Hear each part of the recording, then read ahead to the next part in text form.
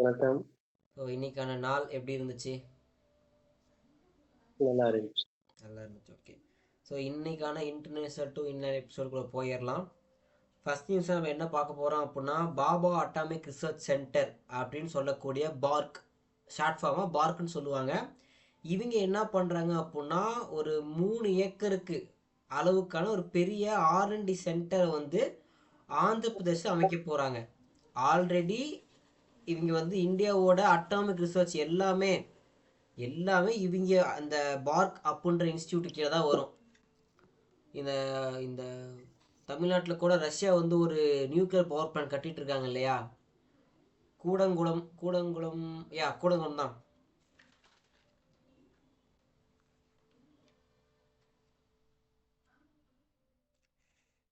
Shit. Okay, Kudankulam தான். Moreover Russia வந்து தமிழ்நாட்டில் ஒரு பெரிய இந்தியாவோட லார்ஜஸ்ட் நியூக்ளியர் பவர் பிளான்ட்டை கட்டுறாங்க. இது எல்லாமே இந்த பார்க்குன்ற இன்ஸ்டியூட் கிட்ட பர்மிஷன் வாங்கி தான் கட்டுவாங்க. நியூக்ளியர் சம்மந்தப்பட்ட எந்த விதமான நடவடிக்கையாக இருந்தாலும் பார்க்கோட கண் பார்வைக்கு வராமல் போகாது. ஏன்னா நியூக்ளியர் செக்டருக்கு அவங்க தான் ஹெட்டு. ஸோ இந்த சென்டர் என்ன பண்ணுறாங்க அப்படின்னா, ஆந்திர பிரதேசத்தில் ஒரு கேம்பஸ் ஆர்என்டிக்காக ஒரு கேம்பஸ் வந்து அமைக்கிறாங்க. இந்தியாவுல அப்படியா இல்ல வந்து உலகம் முழுக்க? இல்லை இந்தியாவோட இது பாபா அட்டாமிக் ரிசர்ச் சென்டர். பாபான்றவர் நம்ம அட்டாமிக் மீன் நியூக்ளியர் ரிசர்ச்சில் ஒரு மிகப்பெரிய அச்சீவ்மெண்ட்டை பண்ணவர். அதனால் அவர் பேரை வச்சு அட்டாமிக் ரிசர்ச் சென்டர்னு வச்சுக்கிட்டாங்க. Bhabha atomic research centre park அப்படின்னு வச்சுக்கிட்டாங்க. இந்தியாவோட தான், இன்டர்நேஷ்னல் இதெல்லாம் கிடையாது. Okay okay. செகண்ட் நியூஸ் என்ன அப்படின்னா, வந்தே பாரத் ட்ரெயின் வந்து ரீசெண்டாக அறிவிச்சிருக்காங்க இல்லையா? இப்போ தான் நிறையா யூஸ் பண்ணிகிட்டு இருக்கோம் இந்தியாவில். இந்த வந்தே பாரத்தில் வந்து பார்த்தா அப்படின்னா, எந்த ஸ்டேஷனுக்கு உரித்தான ட்ரெயினோ அந்த ஸ்டேஷனுக்கு லோக்கலில் இருக்கக்கூடிய உணவுப் பொருட்களை குசின் அப்படின்னு சொல்கிறாங்க. டு பி ஃபேக்ட், எனக்கு குசின் அப்படின்னா என்னன்னு தெரியாது. உனக்கு தெரியுமா? இல்லை. பார்த்துருவோம். சமையல் தான் குசின் சொல்கிறாங்க. கடை சொல்லியிருக்கேன். ஸோ லோக்கல் ஃபுட்டை வந்து ப்ரொமோட் பண்ணுறாங்களாம் ட்ரெயினில் ஃபுட்டு கொடுக்குறாங்க இல்லையா? வந்தே பாரத்தில் அது எந்த ஸ்டேஷனுக்கு உரித்தான ட்ரெயினோ அந்த ஸ்டேஷனுக்கு லோக்கல் ஃபுட்டு என்னவோ, இப்போ சேலம்னா சேலத்தில் என்ன லோக்கல் ஃபுட்டு ரொம்ப ஃபேமஸோ அந்த ஃபுட்டை ட்ரெயின் கோச்சில் ஒரு வெரைட்டியாக வச்சிடுறது, புக் பண்ணிடுறது. ஸோ அதான் அறிவிச்சிருக்காங்க.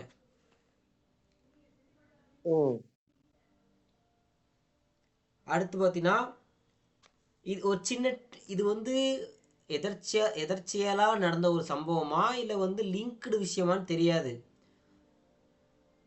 கொஞ்சம் மித்தாலஜி சம்மந்தப்பட்ட மாதிரி இருக்கும். ஸோ நம்ம ரொம்ப டீப்பாக மித்தாலஜிக்குள்ளே போவேனா, அந்த கோ இன்சிடென்ட்ஸை நான் சொல்லிடுறேன், கேட்டுக்கோ. ஜெகநாத் கோயிலில், அது ஒரு கோயில், கிருஷ்ணர் கோயில், அரௌண்ட் விஷ்ணுவோட அவதாரம் தான் ஜெகநாத் கோயில். அந்த கோயிலில் பார்த்தீங்கன்னா ஃபஸ்ட்டு கோயிலுக்கு மேலே ஒரு கழுகு ஒன்று பறந்துச்சு. கட்டி முடிச்சாங்களே அந்த அது ராமர், அது ராம் கோயில் அயோத்தியாவில். இது ரொம்ப காலமாகவே இருக்கு. ரொம்ப ரொம்ப ஓல்டஸ்ட் டெம்பிளில் ஒன்று ஜெகநாத் கோயில். இந்த கோயிலுக்கு மேலே ஒரு டைம் கழுகு பறந்தப்ப பகல்காம் அட்டாக் நடந்துச்சு. அடுத்து இது டிசம்பர், அந்த கோயில் அரௌண்ட் 10 நினைக்கிறேன், டிசம்பர் 10 நவம்பர் 10 நினைக்கிறேன். அந்த கோயிலில் வந்து கருவறைக்குள்ளார அந்த சாமியாரில் பூசாரி சாமிக்கு ஆரத்தி காட்டுறப்ப ஆரத்தி அணைஞ்சிருச்சு. அது ரொம்ப பெரிய கோயில், ஒரு தட்டு ஃபுல்லாக ஒரு பெரிய ஜோதி மாதிரி காமிச்சிட்டு இருக்காங்க. நம்ம ஊர் மாதிரி தட்டில் சின்ன கற்பூரம் வச்சு காட்டுற மாதிரிலாம் இல்லை. அது இமேஜில் பார்க்கவே பெருசாக இருக்கு. ஸோ சடனாக அந்த கருவறைக்குள்ள அவர் காட்டிட்டு இருக்க ஜோதி வந்து டக்குன்னு அணைஞ்சிருது. நல்லா பிரைட்டாக எரிஞ்சுக்கிட்டு டக்குன்னு ஆஃப் ஆகிடுது. இதுக்கு அப்புறம் ரெட் ஃபோர்ட் பிளாஸ்ட் வந்து நடக்குது. இப்போ ரீசன் நடந்துச்சு பிளாஸ்ட். அது இப்போ ஒன்ஸ் அகெயின் ஜெகநாத் கோயிலுக்கு மேலே ஒரு லார்ஜ் அமௌண்ட் ஆஃப் கழுகுகள் வந்து பறந்துருக்கு டிசம்பர் 12 அன்னைக்கு. இது வந்து லார்ஜ் அமௌண்ட் ஆஃப் கழுகுகள் பறந்துருக்குன்னா, அப்ப ஃபர்ஸ்ட் டைம் பறந்தது வந்து ஒரு கழுகா இல்ல லார்ஜ் அமௌண்டா? ஒரு கழுகு. ஒரு கழுகுக்கே அத்தனை பேர்னா அப்ப லார்ஜ் அமௌண்ட்டுக்கே எவ்வளவு வரும்? இல்ல அதான் இந்த அளவுக்கு டீப்பா போக வேணாம். அது கழுகு, இதுவும் கழுகு. பட் அது சிங்கிள், இது ஒரு குரூப். பட் நம்ம குரூப்பா சிங்கிள் அந்த கால்குலேஷனுக்குள்ள போக வேணாம். அது நடந்தா அதன் தொடர்ச்சியா ஒரு சம்பவம் நடக்குதுன்றதை மட்டும் ஞாபகம் வச்சுக்கோ. இப்ப கவர்மெண்ட்ல இருந்து என்ன சொல்லியிருக்காங்க அப்படின்னா, இப்ப நியூஸுக்கு வருவோம். இது நான் பார்த்த விஷயம். நியூஸ் என்ன அப்படின்னா, இன்னைக்கு date 15. Intelligence agencies of India, ரான்னு வச்சுக்கோவேன், இன்டெலிஜென்ட் ஏஜென்ட் தான் அவங்களும். என்ன சொல்லியிருக்காங்கன்னா, சில தகவல்களின் அடிப்படையில் டெல்லி, மும்பை, அப்புறம் இன்னொரு ஏரியா, டெல்லி, மும்பை, அந்த ஊர் பேர் ஞாபகம் இல்லை. சரி, டெல்லி, மும்பை முக்கியமாக இந்தியாவோட முக்கியமான நகரங்களில் மும்பை வந்து பார்த்தீங்கன்னா ட்ரேட் ஹப்பு. அங்கே தான் எல்லா பொருளும் உள்ளே வந்து வெளியே போகிறதுக்கான இன்டர்நேஷ்னல் ஹார்பர் அங்கே இருக்குது. பணம் கொட்டுற இடம், முக்கியமாக இந்தியாவுக்கு பணம் கொட்டுற இடங்கள்ல முக்கியமான ஒரு இடம் மும்பை, மகாராஷ்டிரா இருக்கக்கூடிய மும்பை. ரெண்டாவது டெல்லி, இந்தியாவோட கேபிட்டல். இது இல்லாமல் இன்னொரு பிளேஸ். இந்த 3 இடங்கள்ல டெரர் அட்டாக் நடக்கிறதுக்கான பாசிபிலிட்டி அதிகமாக இருக்கிறது அப்படின்னு இன்டெலிஜென்ஸ் ஏஜென்சி ரிப்போர்ட் கொடுத்துருக்காங்க. ஸோ நம்ம இது நடக்கும் அப்படி நடக்கக்கூடாது, அது நம்ம வேண்டுதல். பட் அந்த அந்த பார்த்த விஷயத்துக்கும் இதுக்கும் இப்போ ரிலேட் பண்ணி பார்க்குறப்ப அது 12ஆம் தேதி கழுகுகள் சுற்றுறதும் இப்போ இன்டெலிஜென்ஸ் ஒரு ரிப்போர்ட் கொடுத்துருக்கதும் ஒரு மாதிரி லிங்க் ஆகுதோ அப்படின்ற மாதிரி ஒரு ஃபீல் எனக்கு இருக்கு. ஸோ உனக்கும் எடுத்து சொல்லணும். நடந்ததுக்கு அப்புறம் பார்ப்போம். இது உண்மையா இருக்கக்கூடாது, இல்லை உண்மை ஆகுதான்னு பார்ப்போம். உண்மை ஆகணும்ல, ஆகக்கூடாது. இந்த விஷயத்துல கடவுள் ஃபெயில் ஆக கூட பரவாயில்ல.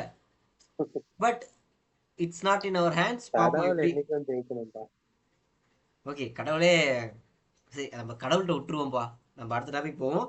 4th நியூஸ் என்ன அப்படின்னா, குஜராத் ஓட பர் கேபிட்டா இன்கம் வந்து பார்த்தீங்கன்னா 3 லட்சத்தை தாண்டி இருக்கு. பர் கேபிட்டா இன்கம் அப்படின்றது ஒரு தனிநபரோட ஆவரேஜ் தனிநபரோட வருமானம் எவ்வளவுன்றதான் பர் கேபிட்டா இன்கம். இந்தியா என்னதான் ஜப்பானை ஓவர்டேக் பண்ணியிருந்தாலும் ஜப்பானோட பர் கேபிட்டா இன்கம் $2500 இருக்குது. இந்தியாவோட பர் கேபிட்டா இன்கம் $600 இருக்குன்ற மாதிரி அந்த நம்பர்ஸ் வந்து நான் ஒரு மாதிரி ரொம்ப கம்மியாக சொல்லியிருக்கேன். ஒரு சாம்பிளுக்கு நம்ம இந்தியன் கவர்மெண்ட்டை கிரிட்டிசைஸ் பண்ணுற மாதிரி இந்தியன் பீப்புளே நிறைய பேர் போஸ்ட் போட்டிருந்தாங்க. இது நான் கூட ஃபஸ்ட்டு பார்த்தப்ப அடடா இது உண்மைதான் போலையே அப்படின்னு நினச்சேன் ஃபர்ஸ்ட் கிளான்ஸில். அப்புறம் என்ன புரிஞ்சுதுன்னா, நம்ம நாட்டோட மக்கள் தொகையில் ஒரு குறிப்பிட்ட கால்வாசிக்கு மேலே கூட ஜப்பானில் மக்கள் தொகை இருக்காது. 10 லட்சம் பேர் சேர்ந்து 10 லட்சம் பேர் சம்பாதிக்கிறதுல ஆவரேஜாக ஒருத்தனுக்கு 1 லட்சம் வருதும், 1 லட்சம் பேர் சம்பாதிக்கிறதுல ஆவரேஜாக ஒருத்தனுக்கு 30,000 வருதும் ஒன்றும் கிடையாது. ஆனால் நம்ம மக்கள் இப்படி ஒரு நரேட்டிவ் செட் பண்ணுறாங்க. நம்ம ஜப்பானை ஓவரால் ஜிடிபியில் முன்னாடி வந்திருந்தாலும் தனிநபர் வருமானத்தில் நம்ம வந்து தோத்துட்டோம் அப்படின்ற மாதிரி போட்டிருந்தாங்க. தனிநபர் வருமானம் எப்படி கால்குலேட் பண்ணுவாங்கன்னா, எல்லாரும் சம்பாதிக்கிறதையும் சேர்த்து டிவைட் பை மக்கள் தொகையை போட்டாங்கன்னா ஆவரேஜ் கிடைக்கும். ஜப்பானோட வருமானத்தையும் அங்கே ஆவரேஜ் பண்ணியிருக்காங்க, நம்ம நாட்டு வருமானத்துக்கு நம்மள ஆவரேஜ் பண்ணியிருக்காங்க. அப்போ கம்மியாக தான் வரும் ஆப்வியஸ்லி, ஏன்னா 140 கோடி மக்கள் இருக்காங்க. ஸோ ஆனால் இன்னைக்கு குஜராத்தோட ஒரு சராசரி நபரோட வருமானம் 3 லட்சமா இருக்கு, 3 லட்சத்தை தாண்டி இருக்குன்னு டேட்டா சொல்லியிருக்காங்க. ஸோ இது ஆவரேஜ் தான். கட்டாயமாக அங்கே இருக்க எல்லாரும் 3 லட்சம் சம்பாதிக்கிறான்னு இல்லை. ஒருத்தன் 30,000 கோடி சம்பாதிச்சிருக்கலாம், ஒருத்தன் 3000 சம்பாதிச்சிருக்கலாம். எல்லாத்தையும் சேர்த்து அந்த பாப்புலேஷன் டிவைட் பண்ணி பார்த்தா ஆவரேஜாக ஒரு ஆள் 3 லட்ச ரூபாய்க்கு மேலே வருமானம் சம்பாதிக்கிற மாதிரி கணக்கு வந்திருக்கும். But that's good sign. Development ஆகிட்டு இருக்கு, ஸ்டாண்டர்ட் ஆஃப் லிவிங் அதிகமாக இன்க்ரீஸ் ஆகுது, டெவலப் ஆகுதுன்றதை இண்டிகேட் பண்ணுற ஒரு சைன் தான் இது. எல்லாரும் 3 லட்சத்துக்கு மேலே சம்பாதிக்கிறாங்க நான் சொல்ல வரல, டெவலப்மெண்ட் இருக்குன்ற இண்டிகேஷன் சைன் தான் இது. ஸோ 5th நியூஸ் பார்த்தா அப்படின்னா, நவ்ரதி டைகர் ரிசர்வ் மத்திய பிரதேசில் ஒரு புலிகள் சரணாலயம் வந்து உருவாக்கியிருக்காங்க. இது வந்து பார்த்தீங்கன்னா அந்த மத்திய பிரதேசோட 3வது சிறுத்தைகள் பாதுகாப்பு மையமாக கருதப்படுது. ம். இப்போ நம்ம ஊர்ல சிறுத்தைகள் வந்து பாப்புலேஷன் ரொம்ப டவுன் ஆகி போயிடுச்சு. அது அவங்க அந்த பாப்புலேஷனை காப்பாற்றணும் அப்படின்றதுக்காக ஆப்பிரிக்கால இருந்து சில சிறுத்தை குட்டிகளை அங்கேருந்து கொண்டுட்டு வந்து இங்கே வச்சு வளர்த்த ஆரம்பிச்சாங்க. அது கொஞ்சம் வளர்ந்து இனப்பெருக்கமாகி கொஞ்சம் டெவலப் ஆயிடுச்சு. அரௌண்ட் இப்போ ம். 2 டிஜிட்ல தான் சிறுத்தைகள் நம்ம ஊர்ல இருக்கு.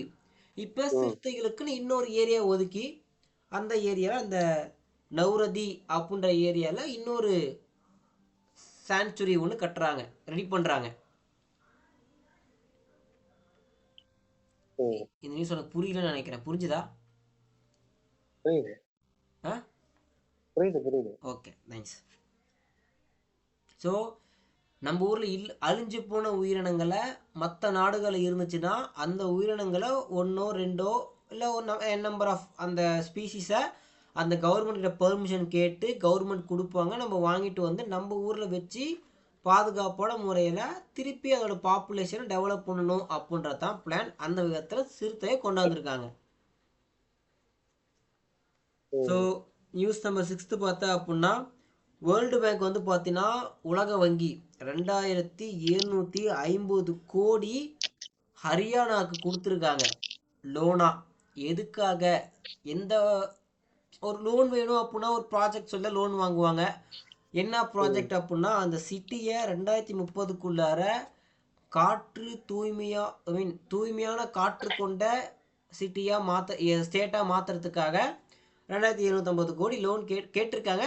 அதில் 2750 கோடி வந்து லோன் சாங்ஷன் ஆகிருக்கு.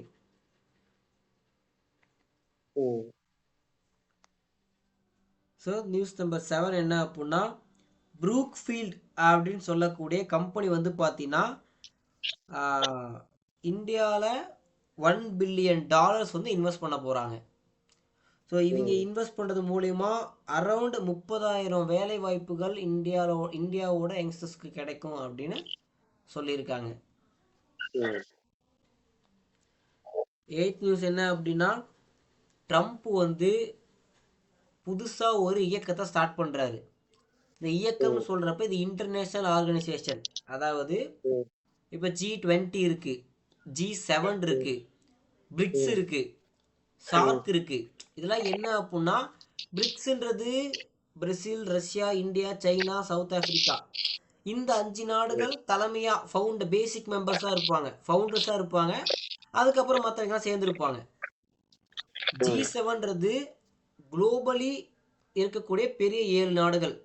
அது அமெரிக்கா, இந்தியா, சைனா, ரஷ்யா இதெல்லாம் சேர்த்து G7. அது G20னா முக்கியமான 20 நாடுகள்.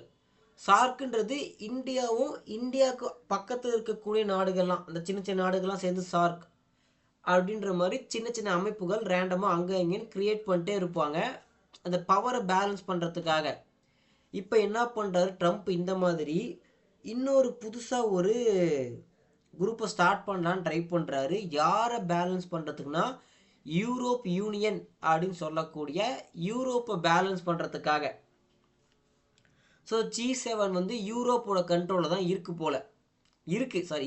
G7 நாடுகள் யூரோப் தான் ஸ்டார்ட் பண்ணாங்க. அவங்க தான் முன்னெடுத்து G7 அப்படின்ற மாதிரி ஒரு 7 நாடுகளை கொண்ட ஒரு சிஸ்டத்தை கிரியேட் பண்ணுறாங்க. இப்போ அதை கவுண்டர் பண்ணுற விதமாக இந்த G7 ரொம்ப காலமாக இருக்கக்கூடிய ஒரு அமைப்பு, இவங்களை பேலன்ஸ் பண்ணுற விதமாக ட்ரம்ப்பு C5 அப்படின்னு சொல்லக்கூடிய ஒரு ஆர்கனைசேஷனை கிரியேட் பண்ணலாம் அப்படின்னு ஒர்க் பண்ணிக்கிட்டு இருக்காரு. ஏன்னா 5 நாடுகளை ஒன்று சேர்த்து ஒரு குரூப் ஆரம்பிக்க சாதாரண விஷயம் இல்லை. ஏன் பண்ணுறோம், எதுக்கு பண்ணுறோம், என்ன பெனிஃபிட் இருக்குது, என்ன பிரச்சனை இருக்குது, 5 நாடுகள்கிட்டையும் போய் பேசி சம்மதம் வாங்கணும். இதில் இந்தியாவும் ஒரு கண்ட்ரி. இந்த C5ல இந்தியாவும் ஒரு நாடாக இருக்குது. அது கோர் 5 கண்ட்ரிஸ்ன்றாங்க. C5க்கு என்ன அர்த்தம்னா கோர் 5 கண்ட்ரிஸ். கோர்னு என்ன அர்த்தம்? நல்லா வச்சுக்கிறாங்க. எப்பா பேர் வைக்கிறதுல நம்ம ஊர்ல ஒரு கட்சி இருக்குப்பா, அவங்க தான்ப்பா வல்லுநர்கள். they are experts in naming things and activities. மருத்துவ பயனாளிகள், நோயாளிகள் இல்ல, மருத்துவ பயனாளிகள். அப்புறம் முறைகேடு, அது வந்து ஃப்ராடுன்னு சொல்லக்கூடாது,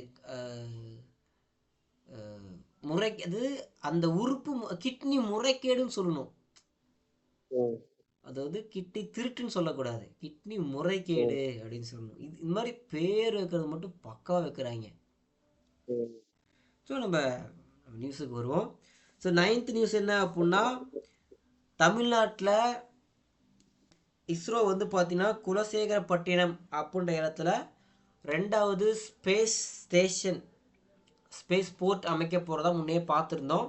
இந்த ஸ்பேஸ் போர்ட்டோட வேலைகள் ரொம்ப வேகமாக நடந்துக்கிட்டு இருக்கு. 2027 இங்கேருந்து லான்ச்சஸ் நடக்கும் அப்படின்னு இஸ்ரோவோட ஹெட் சொல்லியிருக்காரு. ஸோ தமிழ்நாட்டில் இருக்கா இஸ்ரோவோட இஸ்ரோவோட ஹெட்டா இப்போ யார் இருக்கா? யாரு சொன்னாங்கன்னு பார்ப்பேன் தவிர சொன்னது யாருன்னு பார்த்துறது இல்லை. பார்த்து சொல்கிறேன். ஏன்னா ஒரு 2 டைம் சேர்ந்த மாதிரி தமிழர்களே இருந்தாங்க இல்லையா? டாக்டர் வி நாராயணன் 2025 தான் வந்திருக்காரு. 14/2025 1 இயர் ஆக போகுது. அவர் சொல்லியிருக்கார் 2027 நாங்கள் வந்து இஸ்ரோ வந்து குலசேகரப்பட்டினத்தில் இருந்து ராக்கெட்ஸ் லான்ச் பண்ணுவோம். அங்கேருந்தும் எங்கே வசதியாக இருக்கோ அதுக்கு ஏற்ற மாதிரி கால சூழலுக்கு ஏற்ற மாதிரி ஆரியப்பட்டாலையோ இல்லை இங்கேயோ மாற்றி மாற்றி பண்ணிக்கோன்னு சொல்லியிருக்காங்க. ஸோ அடுத்து 10th நியூஸ் வந்து பார்த்தீங்கன்னா ஒரு டெக்னாலஜிக்கல் சம்மந்தப்பட்ட நியூஸ் நல்லா இருந்துச்சு. டெல் ஹைவரி, அதாவது டெலிவரி கேள்விப்பட்டிருப்பேன். இது வந்து பார்த்தீங்கன்னா டெல் ஹைவரி. இது நான் பேர் நல்லா இருக்கு, ஆனால் டெல்லியில் நடக்கல. ஆனால் டெல் ஹைவரின்றது பேர். இவங்க என்ன பண்ணுறாங்கன்னா ட்ரோனை யூஸ் பண்ணி டெலிவரி பண்ணக்கூடிய கம்பெனி. டெஸ்டிங்கை முடிச்சுட்டாங்க. இன்னைக்கு டியோரியா அப்படின்ற இடத்துல, யூபியில் இருக்கு டியோரியான்ற இடத்துல ஒரு 12 கிலோ வெயிட் உள்ள ஒரு பார்சலை ட்ரோன் போய் 12 நிமிஷத்துல வந்து டெலிவரி பண்ணிட்டு வந்திருக்கு ப்ராப்பரா. ஸோ ட்ரோன் மூலியமா delivery. I think you guys did a project around that, right? So இன்னைக்கு வந்து அந்த ப்ராஜெக்ட்ல டெஸ்டிங் முடிஞ்சிருக்கு சக்ஸஸ்ஃபுல்லாக. ஸோ நிறைய கம்பெனிஸ், எனக்கு தெரிஞ்சு ஒரு 2-3 கம்பெனிஸ் இதை டெஸ்டிங் இருக்காங்க. பட் இந்த ஒரு கம்பெனி டெல் ஹைவரின்றவங்க முடிச்சிட்டாங்க. ஸோ இதுதான் இன்னைக்கான இன்ட்ரெஸ்ட் டு இன்லேண்டில் சில பல நியூஸ்கள் பார்த்துருக்கோம். ஸோ இதே மாதிரி வரும் நாட்களில் நிறையா புது புது தகவல்களை தெரிஞ்சுக்கலாம். நன்றி, வணக்கம்.